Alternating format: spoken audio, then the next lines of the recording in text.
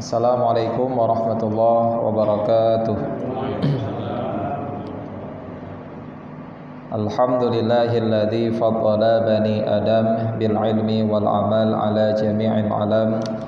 Wassalatu wassalamu ala sayyidina Muhammadin sayyidil arabi wal ajam wa ala alihi wa sahbihi ya nabi'il ulumi wal hikam. Amma ba'd. Faqala al-musannifu wa muallifu rahimahullahu ta'ala wa nafa'ana bi ulumihi amin rabbal alamin. Rabbana zidna ilman nafi'an wa fahman wa alhiqna bis salihin. Rabbi shrah li sadri wa yassir li amri wahlul 'uqdatam min lisani yafqahu qawli. Wa furuduhu sittah. Bermula segala fardu-fardunya wudhu itu ada 6 perkara. Jadi sebelumnya kita telah menyampaikan bahwasanya untuk sah salat itu ada syarat. Bila syarat tidak dikerjakan maka salat tidak sah. Dan syarat salat yang pertama adalah suci. Suci daripada hadas, suci daripada najis. Dan suci daripada hadas itu caranya adalah dengan berwudu. Hadas kecil, hadas besar, cara kita bersucinya dengan mandi wajib. Nah, jadi malam ini kita masuk membahas tentang fardu wudu agar sah bersuci. Sebelumnya juga kita udah bahas tentang syarat wudu. Syarat wudu salah satunya berwudu kita menggunakan air yang suci menyucikan. Nah, jadi kalau kita berwudu bukan pakai air yang suci menyucikan maka wudu tidak sah. Nah, sekarang kita masuk membahas tentang fardu wudu atau yang lainnya dikenal dengan rukun wudu. Fardu wudu ada 6 perkara. Bermula yang pertamanya itu niat wudu atau menunaikan fardu wudu atau menghilangkan hadas. Nah, jadi dikala dia berwudu mesti ada niat. Bila niat itu tidak dia ucapkan dalam hatinya maka wudunya tidak sah. Nah, niat itu perlu, wajib. Alasannya wal aslu, dalil pada wajib niat itu hadis. Rasulullah pernah berkata, innamal a'malu bin niyat. Hanya saja sah segala amalan-amalan itu dengan adanya niat. Kalau tidak ada niat artinya amalan tidak sah. Tapi ulama mufassir hadis mereka mengatakan maksud amalan di sini ghaliban, kebiasaan. Kebiasaan amalan-amalan itu untuk sahnya perlu kepada niat. Dan amalan-amalan yang dalam syariat memang mesti ada niat pada amalan tersebut. Untuk sahnya perlu niat. Salah satunya salat dan wudu. Ada juga amalan yang enggak perlu niat untuk sah amalan itu. Contohnya sedekah. Kita sedekah enggak ada niat, nawaitu sedekah, enggak ada niat, sedekah tetap sah, dapat pahala sedekah.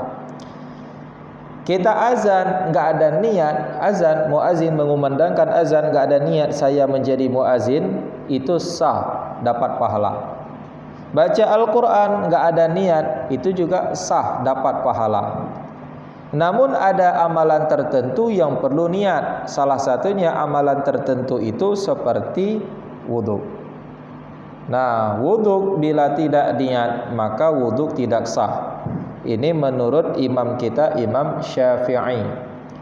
Namun menurut Imam Abu Hanifah, niat itu adalah kesempurnaan, untuk menyempurnakan, untuk dapat pahala lebih. Artinya kalau seseorang itu tidak niat, wudunya tetap sah. Itu menurut mazhab Hanafi. Sedangkan kita yang mazhab Syafi'i, salat kita mazhab Syafi'i, wudunya harus mazhab Syafi'i juga. Nggak bisa kita taklid, kita gabung-gabungkan. Talfik, nggak bisa talfik. Nah, maka oleh karena itu wajiblah dalam niat, dalam wudhu yang pertama sekali itu adalah niat. Apa niatnya?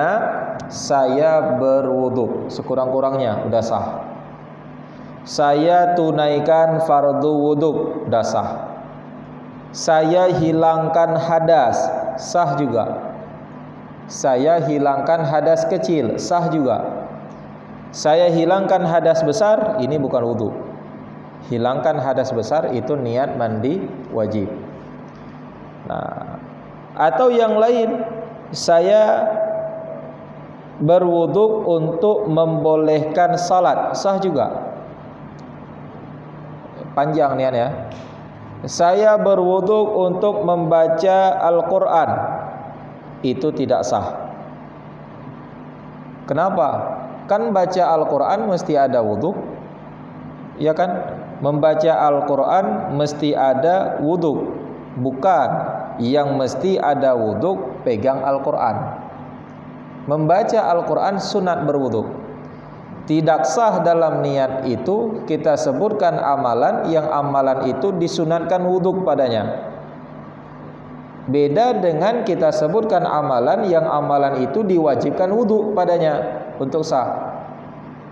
Contoh kayak tadi kita berwudhu, saya berwudhu untuk sah salat. Saya berwudhu untuk boleh salat. Itu sah.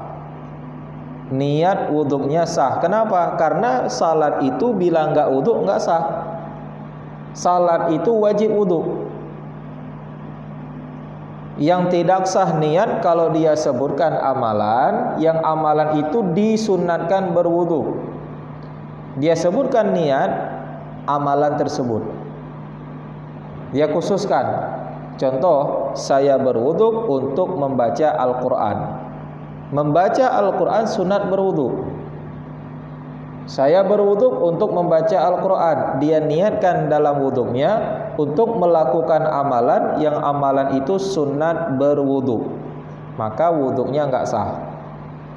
Beda kalau dia sebutkan amalan yang amalan itu memang diwajibkan ada wudhu. Contohnya seperti salat tadi, dia sebutkan dalam niat. Cuman yang lebih simpelnya ya udah enggak usah bilang amalannya. Bilang aja saya berwudhu, udah sah. Saya hilangkan hadas kecil, udah sah. Namun ingat, niat itu dalam hati. Nah, jadi mesti kita sebutkan dalam hati, jangan keluar secara lisan. Lafaz itu boleh-boleh saja sunat, namun yang mesti yang menjadi rukun adalah dalam hati. Kapan niat? Inda awwali ghasli juz'im min wajhin. Di ketika awal membasuh satu bahagian daripada muka. Jadi waktu air kena muka, baru kena dimanapun kena, apakah mulai atas dulu kita siram, atau di pipi kiri dulu, pipi kanan dulu, atau dari bagian mulut dulu. Dimanapun air kena bahagian muka kita, waktu itu niat. Nah, jadi waktu kena bahagian muka langsung niat. Maka tidak sah jikalau niat itu dikerjakan sebelum membasuh muka. Sebelum membasuh muka biasanya kita kan cuci tangan dulu. Cuci 2 pergelangan tangan, ini hukumnya sunat. Kita kumur-kumur dulu, masukkan air ke dalam mulut, hukumnya juga sunat. Masukkan air ke dalam hidung, hukumnya juga sunat. Ini kalau kita lagi buat yang sunat itu, terus kita niat di kala itu saya berwudhu, itu tidak sah. Karena niat itu mesti bersamaan dengan awal masuk dalam amalan. Dan amalan wudhu, gerakan pertama sekalinya itu adalah membasuh muka. Ini yang wajib. Tadi cuci pergelangan tangan sunat, belum masuk wudhu. Nah, jadi waktu awal membasuh, waktu awal kena air kepada muka, waktu itulah kita niat saya berwudhu. atau saya menghilangkan hadas kecil. Itu sekurang-kurangnya udah sah niat wudu. Nah,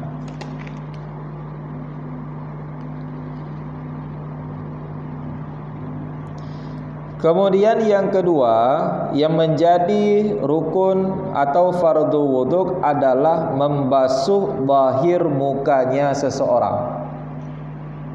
Membasuh zahir muka. Kenapa demikian? Karena ayat Allah berfirman dalam Al-Quran, faghsilu wujuhakum, lalu basuhlah kalian akan muka-muka kalian. Basuh muka wajib. Bila kita enggak basuh maka berarti tidak sah. Basuh, apa itu basuh? Siram. Pakai air siram. Maka bila dia menyapu, dia lap dengan basah-basah yang ada di tangan, ini enggak sah. Tangannya dia celupkan dalam air. Airnya baknya besar sampai 2 kula misal. Dia celup, enggak ditampung airnya. Dia celup tangan basah-basah. Basah-basah ini langsung dilap di muka. Ini tidak sah. Karena yang menjadi rukun bukan menyapu, tapi membasuh. Artinya siram. Tampung air, siram. Awal mula air kena muka, waktu itu niat. Maka seandainya waktu awal kena air di muka dia belum niat, tengah-tengah baru niat. Sebelum niat itu amalannya wajib diulangi. Artinya orang itu belum wudu sebelum niat. Jadi tadi dia ambil air, dia sapu muka sebelah kanan, belum niat. Ambil air, dia sapu muka sebelah kiri. Waktu sebelah kirinya dia niat, saya berwudu. Yang tadi sebelah kanan wajib diulangi. Kenapa? Karena tadi waktu basuh sebelah kanan dia belum niat. Belum niat. Mulai masuk dalam wudu kapan dia niat? Dan niat itu memang pada awal membasuh. Gara-gara tadi awal basuhan dia belum niat, maka dikira awal basuhan yang dia niatkan itu awal wudunya. Jadi muka sebelah kanan karena tadi belum niat, wajib dia ulang basuh. Niat enggak wajib ulang. Niat udah cukup tadi, sekali saja. Ini wajib diulang untuk basuhan. Kemudian muka, apa saja batasan muka? Wahua, dianya muka secara panjang dari atas ke bawah itu barang antara tempat tumbuh bulu kepalanya seseorang pada kebiasaan dan di bawah jenggotnya seseorang. Dagu, di bawah dagunya seseorang. Kalau jenggot itu udah bulu Dari awal tempat tumbuh rambut sampai bawah dagu, itu muka. Tadi dikatakan ghaliban, kebiasaan. Artinya kadang-kadang ada orang dia di luar biasa, tempat tumbuh rambutnya bukan di sini. Maaf, kita bilang atas lagi kadang. Di luar kebiasaan, ini enggak bisa menjadi patokan. Ghaliban di mana? Di sini. Kebiasaan di mana? Di sini. Orang-orang di mana biasa tumbuh rambut? Di sini. Berarti di sini awal muka. Enggak perlu dia basuh dari atas.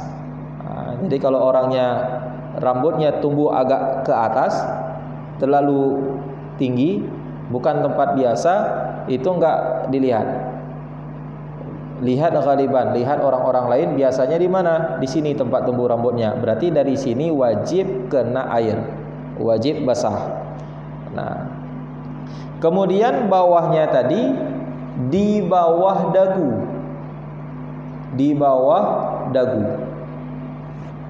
tulang kanan, tulang kiri bertemu. Ini tulang ini, bawah tulang wajib basah sedikit.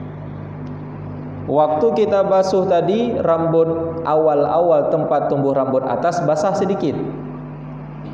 Kemudian awal-awal tempat tumbuh jenggot ini juga wajib basah sedikit. Kenapa wajib basah? Biar sempurna basuh. Karena kalau pas-pas sekali, ini tentu kan awal tempat tumbuh rambut, ini udah dikira bukan muka lagi. Muka kan di bawah itu. Kemudian jenggot kan bukan muka lagi, muka kan di atas itu. Sekarang pas-pasan dia siram, nggak basah jenggot, nggak basah rambut, itu nggak sah. Kenapa? Karena nggak bisa kita jamin airnya telah sempurna sampai meratai seluruh muka. Untuk bisa kita jamin ini rambut harus basah sedikit, jenggot juga harus basah sedikit. Kalau seandainya jenggot tumbuh di atas bukan di bawah, di atas, ini wajib basah semua. Semuanya wajib basah. Semuanya wajib kena air dan masuk airnya ke dalam. Kenapa? Karena atas ini dikira muka, bawah yang nggak dikira muka. Itu secara taulan, panjang. Dan secara lebar, ma baina udhunaihi, barang antara dua telinganya seseorang. Artinya ini anak telinga wajib basah, kiri kanan, atas bawah, kiri kanan. Artinya semua yang ada dalam batasan itu wajib basah, wajib dibasuh kena air. Nah, jadi ada dalam batasan muka, bulu mata, ada alis, ada kumis, ada jambang. Ini semua wajib basah. Waktu dibasuh wajib kena air. Jadi bila ada yang enggak kena air, kenapa? Gara-gara lebat. Maka itu lihat dulu. Khusus bagi laki-laki, kadang-kadang punya kumisnya terlalu tebal. Ukuran tebalnya kalau kita lihat nggak nampak kulit dalam. Kita lihat kumisnya nggak nampak kulit bagian dalam. Kalau tebal seperti itu, dia memada dengan siram bagian luar saja.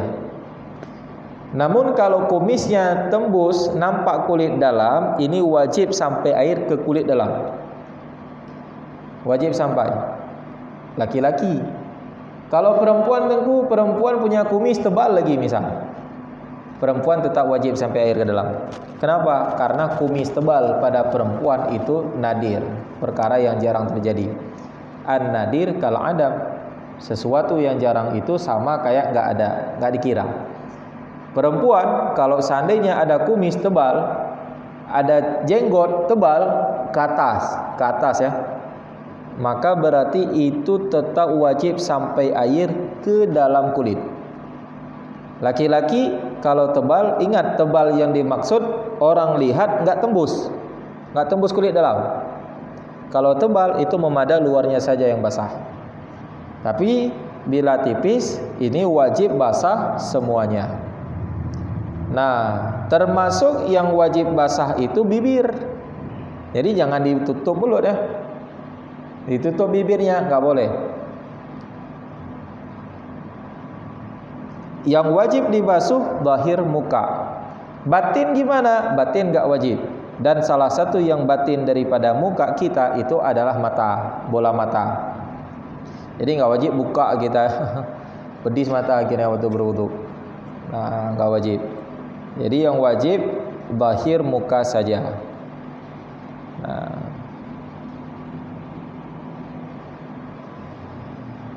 kemudian bermula yang ketiganya fardu wudhu itu membasuh dua tangan, mulai dari dua pergelangan tangan, dua tapak tangan sampai kepada siku. Dari ujung kuku sampai dengan siku. Ini batasan yang wajib dibasuh. Seperti yang kita katakan tadi, basuh bukan lap. Mesti siram dengan air. Bila basah-basah saja dia lap di anggota wudhunya, maka tidak sah. Nah. Dan wajib membasuh seluruh barang yang ada pada tempat fardu daripada rambut, bulu, dan kuku sekalipun panjang ia. Nah, di tangan tengkul lebat sekali bulunya, wajib basuh semua. Ada kuku panjang, walaupun panjang wajib basuh semua.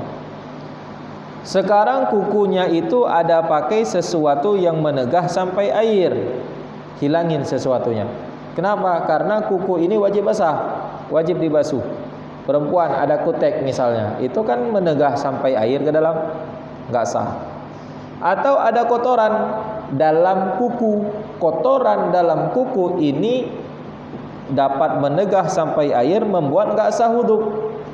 Mandi wajib gitu juga nggak sah juga. Maka gimana juga, yang dianjurkan kita memang potong kuku, gunting kuku itu yang dianjurkan. Gak disunatkan kita untuk pelihara kuku sampai panjang-panjang, karena itu bisa mengundang kotoran. Nah, ada juga misal dirawat, kukunya panjang tapi nggak ada kotoran di dalamnya, selama yakin sampai air ke dalamnya itu nggak masalah. Cuma dengan diri dia panjangkan kuku dalam Islam itu udah makruh. Bila tidak ada hajat, makruh. Bila ada hajat, apa hajatnya? Sengaja dipanjangin satu untuk cengkel-cengkel kuping misalnya. Dia seringkali merasa gatal di telinganya.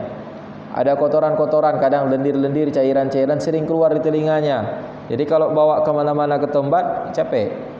Sengaja dia panjangin satu kuku untuk bersihkan telinganya. Nah, ini kalau memang hajat gak masalah. Satu aja, jangan semua. Nah, jadi hukum panjang kuku itu adalah makruh. Nah, kembali ke sini. Orang berwudu, kuku-kukunya, semua yang ada dalam anggota wudunya itu wajib dibasuh, wajib basah.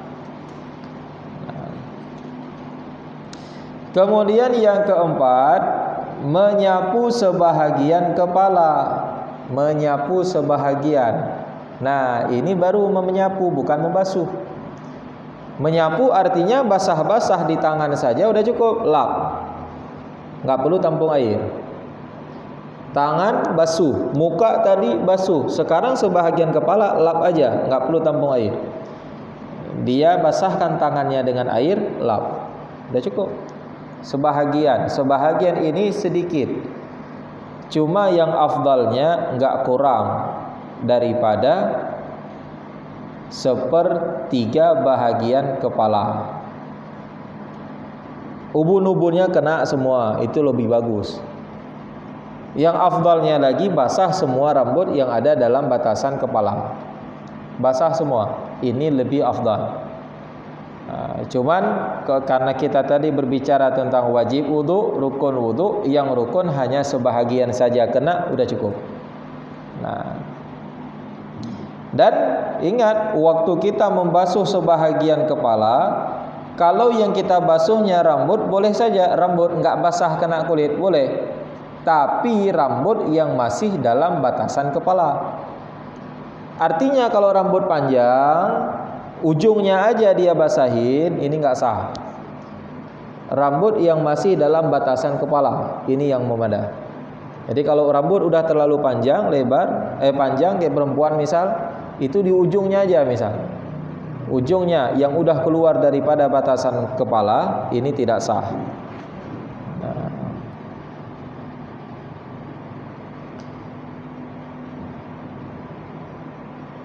Kemudian yang kelima daripada rukun-rukun wudhu adalah membasuh 2 kaki hingga sampai 2 mata kaki. Nah, jadi berbicara tentang membasuh, ya sama seperti basuh anggota yang lain tadi. Basuh wajib siram. Maka seandainya dia lap-lap saja kakinya, nggak sah. Dan semua anggota, semua barang-barang yang ada dalam anggota kakinya itu semua wajib basah. Bulu, kuku kaki itu juga diperhatikan. Jangan sampai kukunya panjang, ada kotoran, dan itu bisa menegah sampai air ke dalam kulit. Seandainya ada pecah-pecah di kaki, itu pecah-pecah itu lahirnya air wajib masuk ke dalam. Oh, wajib gosok Tengku kalau gitu. Ya udah, gosok berarti udah jadi wajib. Jatahnya gosok-gosok anggota ini sunat. Tapi bila enggak digosok, enggak masuk air ke dalam, berarti gosok-gosok itu bisa menjadi wajib. Jadi pecah-pecah di kaki ini juga wajib untuk masuk air ke dalamnya. Seberapa masuk ya? Jadi kalau misalnya cuma siram atas saja, kita nggak perhatikan bawahnya, padahal di bawah kaki ada pecah-pecah, itu nggak sah wudunya. Mesti perhatikan. Ya, kemudian sekarang berbicara tentang kaki. Seandainya masuk duri dalam kakinya seseorang dan zahir sebahagiannya duri, masuk duri, sebahagian durinya keluar, sebahagian durinya masuk ke dalam di kaki, niscaya wajib oleh mencabutnya duri dan membasuh tempatnya duri. Duri wajib cabut. Kemudian terbuka, ada rongga sedikit bekas masuk duri, yang terbuka itu sudah jadi zahir, wajib basuh. Duri wajib cabut. Kemudian ada rongga sedikit itu yang terbuka, wajib kita siram air dikala kita berwudu. Itu kalau sebahagian durinya keluar. Kenapa? Karena bahwa sesungguhnya tempat duri tadi itu jadi dia pada hukum zahir. Udah terbuka, wajib cabut. Terbuka sedikit kulitnya, udah zahir, wajib sampai air ke dalamnya. Maka jika tertutup ianya duri, tiap-tiapnya duri, niscaya jadilah duri itu pada hukum batin. Masuk duri dalam kaki, semuanya masuk ke dalam kulit, sehingga waktu kita raba kulit kaki kita nggak terasa lagi ada duri. Ujung durinya nggak dapat lagi, semuanya masuk ke dalam. Kalau semua masuk ke dalam itu pada hukum batin. Kita waktu berwudu siram luarnya aja udah cukup, udah sah. Nggak perlu belah kaki ambil duri yang ada di dalam, nggak perlu belah. Kalau masuk semua, nggak ada keluar ujungnya. Bila keluar ujungnya itu wajib cabut. Nampak keluar ujungnya cabut. Susah Tengku, tapi terasa. Cabut juga. Walaupun mesti belah sedikit, ya udah belah dikit untuk bisa cabut duri. Nah, gitu. Jadi kalau duri atau sejenisnya, jarum, apapun itu, kalau dia bentuknya sebahagian keluar, sebahagian dalam, ini wajib cabut. Kalau masuk semuanya ke dalam, ini enggak wajib lagi. Karena kalau udah masuk ke dalam, semuanya ke dalam, itu sudah pada hukum batin. Batin enggak wajib lagi untuk disampaikan air ke dalamnya. Nah, kemudian yang terakhir yang menjadi rukun-rukun wudu adalah tertib. Sebagaimana yang telah disebutkan, daripada mendahulukan membasuh muka, lalu tangan, lalu sebahagian kepala, lalu kaki. Kenapa? Lil ittiba, karena ikut Nabi. Jadi tertib. Ini rukun wudu. Tertib, mendahulukan yang awal, mentakhirkan yang akhir. Awalnya dia basuh muka dulu. Setelah muka baru dia basuh tangan. Setelah tangan baru dia sapu sebahagian kepala. Setelah dia sapu sebahagian kepala, dia sapu kaki. Nah, jadi kalau orang itu berwudu tidak tertib, berarti dia kurang rukun. Kurang rukun satu saja daripada rukun wudu, maka wudu tidak sah. Nah, sampai di sini ada yang mau bertanya? Ya, silakan.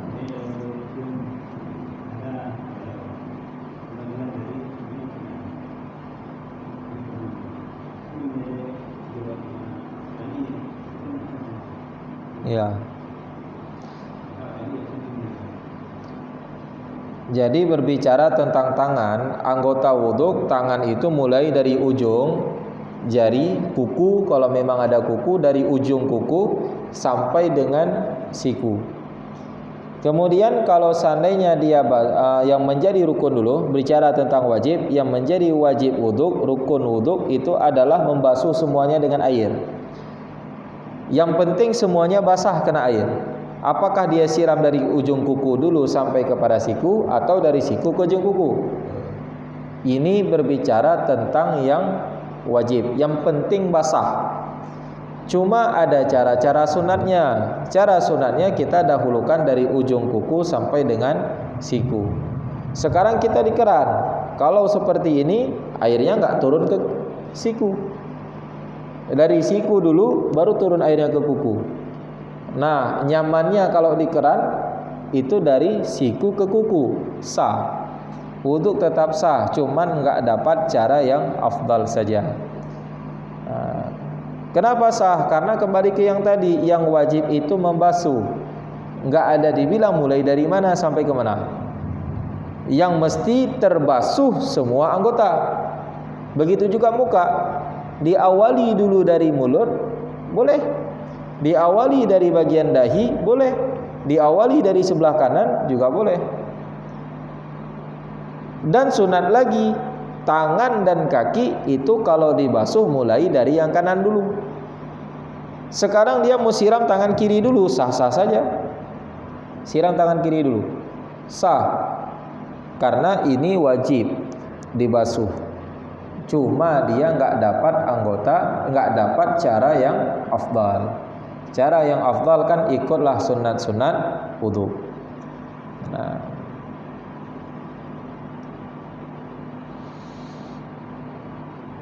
ya, yang lain?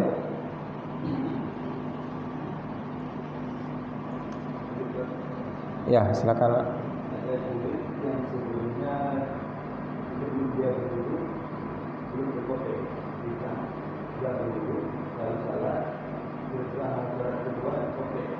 Terkopek kulitnya.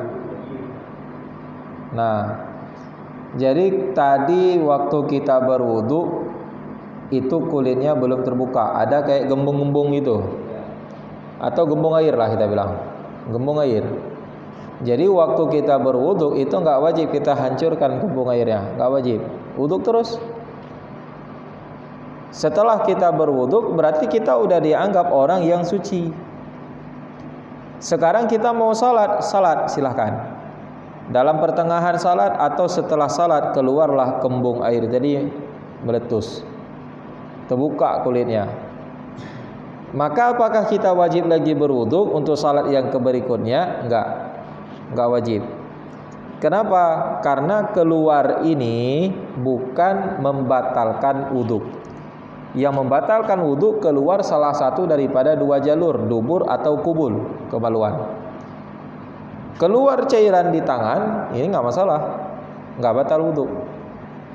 Kalau yang keluarnya darah, najis juga nggak batal wudu, siram aja, salat terus. Yang keluarnya cairan air itu nggak najis, nggak perlu siram. Silakan kalau mau lanjut salat. Jadi wudu nggak batal. Cuma beda halnya kalau tadi kita mau berwudu, ini dahuluan meletus. Ada sisa-sisa kulit-kulit ini buka semua kulitnya untuk bisa sampai air ke dalam. Karena udah bocor. Beda ceritanya bila belum bocor sama sekali. Nah. Ya, kemudian jikalau ragu sekarang, lau syakkal mutawaddi, jikalau ragu orang yang berwudu atau orang yang mandi wajib pada menyucikan satu anggota sebelum selesai daripada wuduknya atau mandinya. Orang itu lagi berwudu, dia udah siram sebahagian kepala, sekarang udah nyapu dua telinga, mau siram kaki. Teringatlah dia, tadi tangan ada basuh enggak ya? Tangan kiri udah terbasuh enggak ya? Ragu dia, ada membasuh tangan atau enggak? Dan dia belum selesai daripada wudu. Nah, orang yang seperti itu taharahu, niscaya kembali menyucikan dia akannya anggota yang ragu tadi. Karena ragu dalam pertengahan wudu. Begitu juga mandi, lagi-lagi mandi. Terakhir mau siram kaki, ragu dia tadi telinga udah kena air enggak ya? Kalau ragu, dia belum keluar kamar mandi, masih di kamar mandi. Kalau ragu, maka berarti ulang balik siram telinga. Mandi enggak ada tertib. Enggak ada mesti siram dari kepala dulu, telinga sampai kaki, enggak. Namun kalau wudu kan tertib. Dia ragu di mana? Di tangan. Sedangkan dia posisinya sekarang udah lagi siram kaki. Karena dia ragu di tangan, ulang basuh tangan dan ulang lagi menyapu sebahagian kepala. Ulang lagi. Kenapa? Menyapu sebahagian kepala tadi enggak sah karena dia belum sempurna membasuh tangan. Sedangkan fardu wudu adalah tertib tadi. Tertib beraturan. Basuh muka dulu, setelah sempurna basuh muka baru basuh tangan. Setelah sempurna basuh tangan baru menyapu sebahagian kepala. Nah, sekarang dia udah menyapu sebahagian kepala, namun ragu tangan tadi udah basuh atau belum? Basuh atau belum? Ulang balik. Tangannya dibasuh, kemudian sebahagian kepalanya kembali disapu. Ulang balik. Nah. Iya. Kan salah satu tadi ya, dari tertib. Itu kan beraturan ya. Nah, kalau kita duduk yang dari kepala itu yang pertama misalnya kita basuh dari depan, belakang, ini langsung ke pipi. Ya. Nah, itu kan ditanya tentang cara sempurna misal. Yang sempurna membasuhnya gimana? Tadi kita sudah sampaikan sekurang-kurang adalah sebahagian kepala. Yang sempurnanya adalah semua. Ada cara-cara membasuh semua kepala tersebut. Ada caranya membasuh semua, ya. Ini dibasuh tangannya, dia letakkan di telinga. Setelah basah nih, celupkan dulu dalam air atau tampung dulu air, basahkan tangannya dulu dengan air di keran.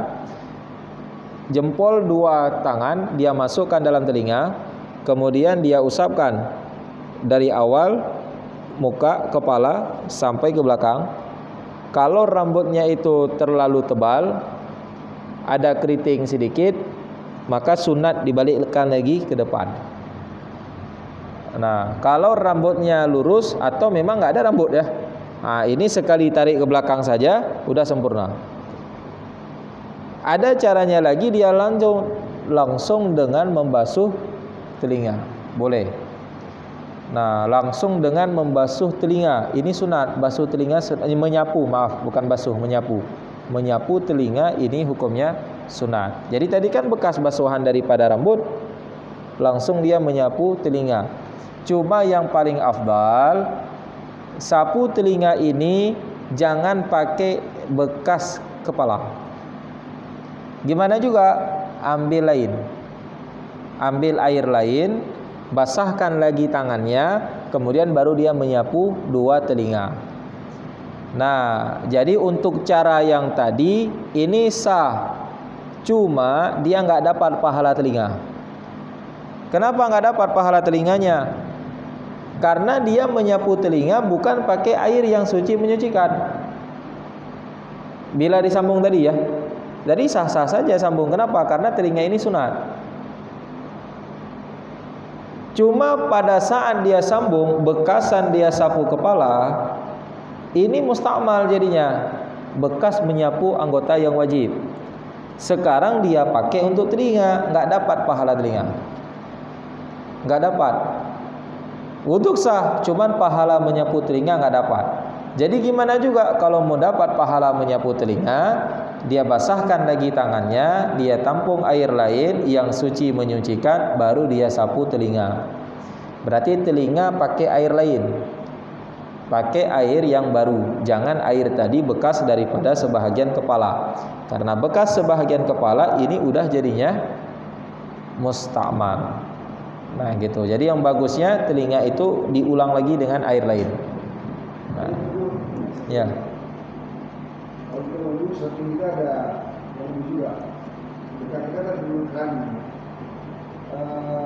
kita sudah sampai misalkan buka. Ya. Orang ini baru sampai hidung lah. Nah, airnya ini cepat kita kaki. Iya. Kita udah pengen selesai, masih jumlah juga. Terus kita udah tangan apa sudah selesai lah hidung kita. Itu gimana hukumnya? Cipratan air dari orang ini. Iya. Jadi cipratan air dari orang di samping ini kan walaupun itu bisa menjadi musta'mal, tapi ingat ya, yang menjadi musta'mal ini air bekas basuhan wajib. Tadi dia kumur-kumur nggak wajib. Tadi dia cuci tangan dulu, cuci tangan nih, belum basuh muka. Ini juga nggak wajib, sunat. Yang jadi musta'mal setelah bekas basuh muka, ini wajib. Tangan wajib. Sebagian kepala wajib, kaki wajib. Bekas basuh anggota-anggota wajib ini jadinya musta'mal. Terpercik air musta'mal membuat yang lain musta'mal juga, tidak bisa lagi dipakai untuk bersuci. Sekarang orang di samping kita berwudu, kita juga berwudu. Ini air dia pada adat tidak membuat air kita jadi musta'mal. Pada adat ya. Kenapa? Karena air kita air yang turun-turun terus. Beda kalau kita dalam gayung. Kita dalam gayung, ambil air dalam gayung. Lagi kita berwudu, orang lagi basuh muka, percik air dalam gayung kita, musta'mal. Sekarang yang kita buat, ini kan kita tampung air dari keran. Air kan sifatnya turun keluar terus dari keran, keluar terus. Karena air itu dalam air yang mengalir, hilang terus dia. Air musta'malnya hilang terus, turun ke bawah. Kita bisa tampung lagi air lain, ataupun kadang memang langsung muka kita di keran. Itu jauh daripada kemungkinan musta'mal. Dan kalaupun terpercik air orang ke kita, mudah kan? Kalau memang kita merasa ini terpercik air orang lagi kita tampung dengan tangan, buang, tampung lain. Kalau kita lagi siram kaki, kayaknya terpercik air orang. Yang terpercik air dia tadi itu kan hilang terus dengan turun air yang baru lagi, karena air kerannya kita buka. Memang tadi ada kemungkinan bercampur, tapi yang kemungkinan bercampur itu kan udah hilang, udah turun dia, turun air lain lagi dari keran. Dan ini membuat jauh daripada kemungkinan terjadi musta'mal pada air yang berwudu di keran. Berwudu di keran insyaallah ya, pada adat ini jauh daripada kemungkinan musta'mal. Berwudu pakai keran. Tapi kalau misalnya berwudu dia pakai bak, itu dia tampung air. Kalau baknya besar memang nggak musta'mal. Langsung dia celupkan mukanya ke dalam bak, nggak musta'mal. Baknya besar, lebih daripada 2 kula. Tapi kalau dia pakai gayung, nah ambil gayung. Orang berwudu, siram muka, terpercik air dalam gayung, ini musta'mal. Buang air gayungnya, ambil air lain. Lagi ambil air lain, terpercik lagi air orang. Ya udah gitu-gitu aja terus ya. Nah, pokoknya jaga-jaga juga, jangan terpercik air dari orang ke gayung kita ya. Kalau kita mandi dalam sungai atau laut, itu apakah bisa sekaligus itu? Nah, jadi sifat air itu kan dia mengalir langsung ya, mengalir kepada tempat yang rendah, ke bawah. Sekarang dengan kita masuk, kita celup, kita nyelam dalam air, itu cukup dengan niat nawaitul wudu'a dan yakin air sampai ke seluruh anggota-anggota wudu, udah sah wudunya. Dalam waktu sekejap, dalam waktu sedetik, dia udah sah wudu dan sudah ada tertib dalamnya. Ingat, tertib ini enggak mesti dia ini sekarang muka, nanti tangan, nanti sebagian kepala, kemudian baru dia niatkan kaki. Enggak mesti gitu. Tertib itu otomatis. Kalau memang udah basuh muka, airnya kena tangan, dan yang kena tangan ini air suci menyucikan, langsung tangan sah. Kemudian udah siap sempurna tangan, langsung beralih otomatis dia kepada sebagian kepala. Sebagian kepala udah sah, otomatis larinya ke kaki bagi orang yang berwudu dengan cara menyelam. Dengan diri menyelam, nawaitul wudu'a, udah sah wudu. Tapi syarat dia harus yakin air itu rata kena semua anggota wudu. Bila dia ada pakai sesuatu di kakinya, sepatu misal, sekali nyelam kayaknya nggak langsung kena, nggak langsung masuk air ke dalam, itu nggak sah karena ragu. Mesti yakin sampai air ke seluruh anggota wudu. Dalam waktu sekejap dia udah ada sah wudunya, dan tertib ada ikut terus di dalamnya. Otomatis sempurna basuh muka langsung ke tangan, sempurna basuh tangan langsung sebagian kepala, sempurna basuh sebagian kepala langsung larinya ke kaki. Otomatis nggak perlu dia niat-niat. Maksud niat-niat ini saya lagi basuh muka, lagi posisi nyelam ya, kemudian digoyangin tangan, lagi basuh tangan, kemudian digoyangin kepala, basuh kepala, kemudian digoyangin kaki, lagi basuh kaki. Nggak mesti gitu. Dengan diri dia nyelup terus, dia nyebur terus, nyelam, itu semuanya sudah otomatis tertib. Niatnya langsung Waktu nyelamnya, jangan lagi menyelam, jangan lagi lencat. Niatnya waktu udah kena air semua aja. Niatnya waktu udah masuk ke dalam, langsung terus dia niat, nawaitul wudu'a, saya berwudu. Udah posisi dia orang yang berwudu. Nah, itu yakin, tapi air harus sampai ke seluruh anggota wudu.